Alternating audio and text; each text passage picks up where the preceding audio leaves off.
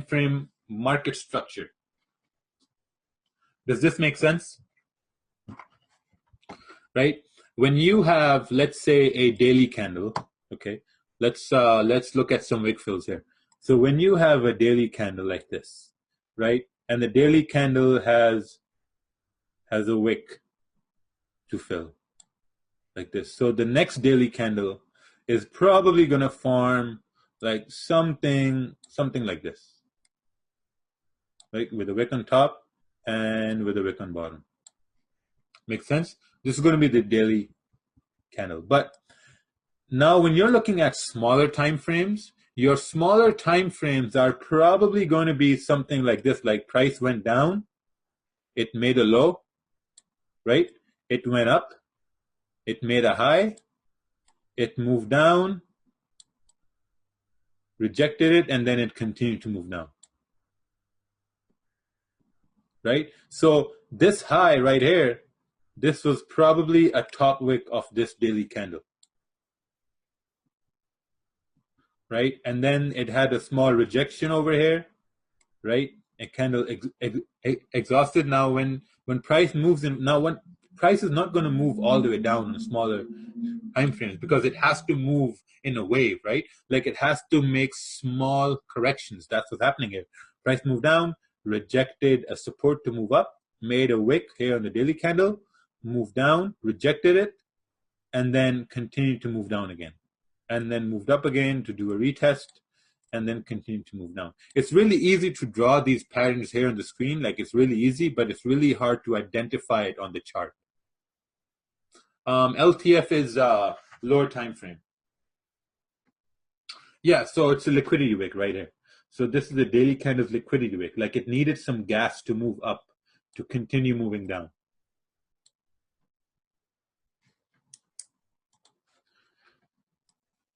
Right, so let me just show you in a chart example over here. We're going to see it in a chart example, man. This is a 4-hour chart here. And then you have, this is a 1-hour chart. Right? So 4-hour chart, 1-hour chart. Right? Notice how this price moved up on the 4-hour and then it started to move down. It made this arc.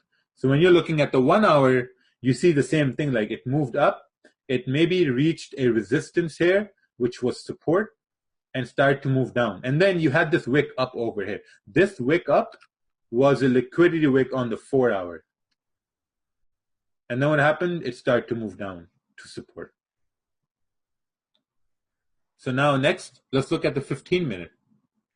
I'll give you even more information. This is the 15-minute time frame. Now you see, you have a lot more information. You have a lot more, you have some consolidation going on. You have some haphazard movements which you don't know about. Because now if you look at this candle here, seems like, okay, we're probably going to move up. Because candles are closing above EMAs and Rickstone Light says, oh, candles are closing above EMAs, it's going to move up. Well, it stopped me out, right? Because you're looking at the smaller time frame. And smaller time frame zones are weak. Right, so when you're looking at the higher time frame, you see that, okay, 1-hour candles closing below the 14 EMA and like, you know, there's momentum, it's being rejected. And the 4-hour over here, it rejected a resistance. So maybe the next 4 hours is going to go down. So what about the 15-minute? Right, you're taking this trade based on the higher time frame confluence. That if 4 hours is down, 1 hour is down, maybe 15-minute is going to go down as well. By the way, this move up here is a liquidity wick on the 4-hour. Yeah, so you watch your zones. It's very important. You watch your zones. So if you look left, let's take a look left over. Let's draw a zone right over here. Right? Does this make sense now? Right? This area over here, this area over here, this rejection, and then this rejection, right? So when you see these things and when you see the higher time frame, the 4-hour moving down, okay, well, most probably we're heading down, right? So that's when you decide that either you're going to grab this part of the move or you're going to grab this part of the move. Or, hey, fuck it, you're going to grab this part and have a stop loss at break even and let the whole thing ride. Liquidity wick. Which one, Marco? Are you talking about this one? Yeah, that's the liquidity wick on the 4 hour. Right? So this is just to show how smaller time frames will work together to create the overall larger time frame. Right? It's very important. What do you mean by liquidity wick? Liquidity wick means a wick in the opposite direction. That's what a liquidity wick means. Let's go see if I can go back from here. Okay, so see. So now, when trend is down, we're moving down, price is going to make liquidity wick. It's like fuel you need for a rocket. Right? So it starts to move opposite, grabs fuel, and then it continues to move down. Same thing right over here, right? So we rejected support. This candle moved up, this moved up, so now this candle here, it made a liquidity wick to move up. Yeah, exactly. Or like a race car, like, you know, when you have those toy cars, you pull them backwards. That means it's gaining liquidity, and then you release it, and it goes forward like a slingshot. You pull it backwards, it grabs liquidity, and then it moves up. There's a great example here in the 15-minute time frame. I'm going to show you real quick.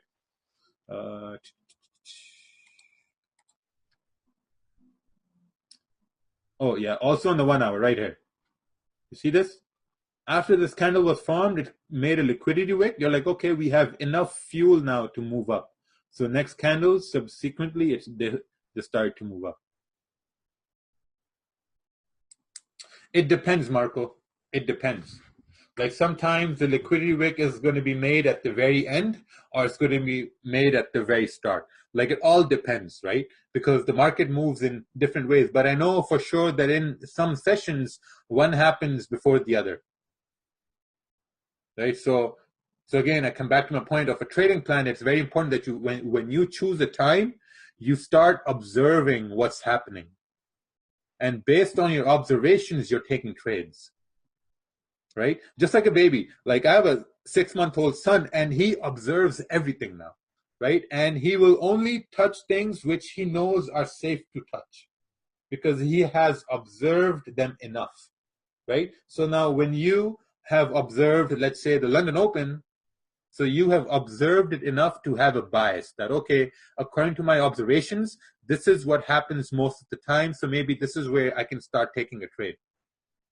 Right? But then after London, if you jump into New York, which you haven't observed, right, then what happens? You don't know what's going to happen, right? So now you start to trade New York based on your observations in London session. So what's going to happen in New York? Are you going to win big, or there's a high chance you're going to fall flat on your face? There's a high chance you're going to fall flat on your face in New York, because you're applying the rules and observations of London session. Right?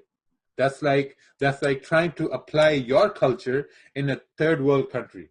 It's not going to be accepted. They're probably going to kick you out. Right? So it comes with observations. It's not going to happen overnight. It takes days, right? It takes a couple of weeks to have like a clear observation. Okay, like, you know, because think about it. You're here to make money, man. And the only way you can make money is by observing first. You first observe what's happening. Rocky, when I hear your voice, I see millions. Wow, thank you.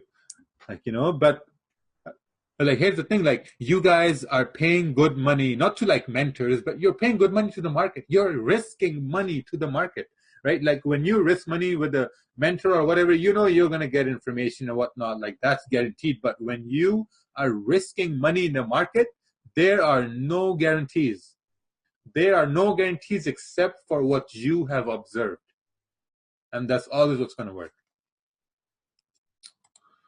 Right? So let's move on to the next slide. So if this is the higher time frame versus the lower time frame, right? So this goes back to what your plan is, or how will you going to be a trader that you're going to develop, right? So what time frame are you most comfortable with, right? You have to ask yourself this: are you comfortable with being just in and out of the market? Like you go in, you take your pips, you stay out, or you want to hold a position for a number of hours, right? That's what you have to really what it really comes down to, right? Like for me, and I know some people here, they want to be in and out of the market. Like they don't want to stay in the market for a long amount of time because maybe it's their risk, or maybe it's their plan, or maybe it's just what their personality is like, right? Like you're looking at 15-minute time charts and you're saying, okay, you know what? I'm only going to trade 2 15-minute candles, or I'm only going to trade 1 15-minute candle. I get my pips, my percentage or whatever, and you're done, right? Then there are guys like Javier who trade 1-hour candles, right? Like I know he's going to hold on to like 1-hour candles, or like even, you know, like some guys like Cabin, they trade 4-hour candles. They wait for 4-hour candles to close, and then they trade 4-hour and daily, like, you know, and what have you. But it all depends on how you want to structure your trading based on the type of personality you have. If you have a lot of patience, then for sure you can probably hold for 4 hours or even a couple of hours. But if you have less patience, maybe you're only going to hold it for like 15 minutes or 30 minutes, right? Makes sense? So, any questions up till now? I know we're going to have a question and answer session at the very, very end. So I want to save everything for that. I know there's also a IQ test which I have for everybody, and based on that IQ test, I'm going to put you all in different groups. Yeah, for sure, Javier. What's your question?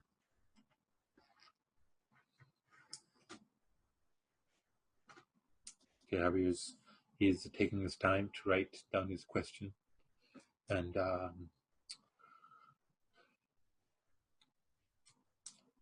I always get confused with support and resistance. Okay. Okay, that's the question I got from somebody. I always get confused with support and you're probably getting confused with support and resistance because maybe you have multiple biases. Or maybe you haven't looked at one certain type of a trade a lot of times. That's the only way you get confused.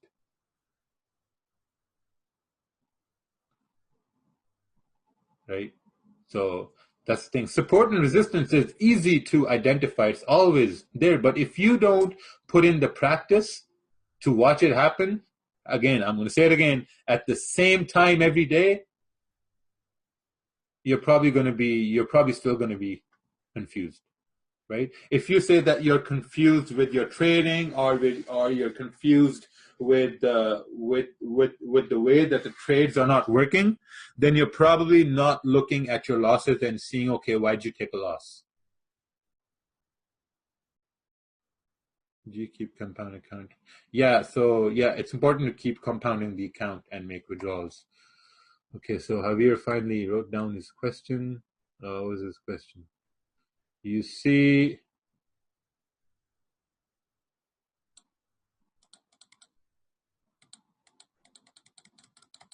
yeah, I can't scroll there. Things are moving so fast, but I guess someone answered the question. When retest happens, let's say at resistance, do you wait for the completion of the confirmation candle same time? Yes. So when a retest happens, you can do two things. Either you can be aggressive and take the trade from the retest, or you can wait for a confirmation candle. Because more so often, it's going to keep moving in that direction where price is moving. When price breaks out, how do you get a sniper entry? Is that the complement certain company? Yeah. So when price breaks out, getting a sniper entry is at the retest. Because think about it. Where do wicks happen? Wicks happen at zones, right? So let me just draw this here really quick. Let's say you have consolidation here, whatnot, blah, blah, blah. Price breaks down, does a retest, and continues down. Okay, perfect. perfect world scenario. You have resistance, you have support, right? So where are wicks happening? Where do you see wicks? Wicks are happening at support, they're happening at resistance, and they are happening at retests. So you can take a sniper entry at a retest, but again, that's a very aggressive entry, right? And that's something you learn over time. When you see these things happen over and over again, it starts to become like, it's what I call it as that you get in sync with the market, right? And that's a very powerful thing. Like when you know exactly what's going to happen, that's when you start making profits. That's when you start making some progress and you realize, hey, like, you know what? Maybe I'm getting somewhere. But all it takes is practice, right? Every day we do webinars just to make sure that people are up to par, they know what's happening, or like, you know, like now these days in our live webinars, what we most focus on is that just take one trade and close your charts.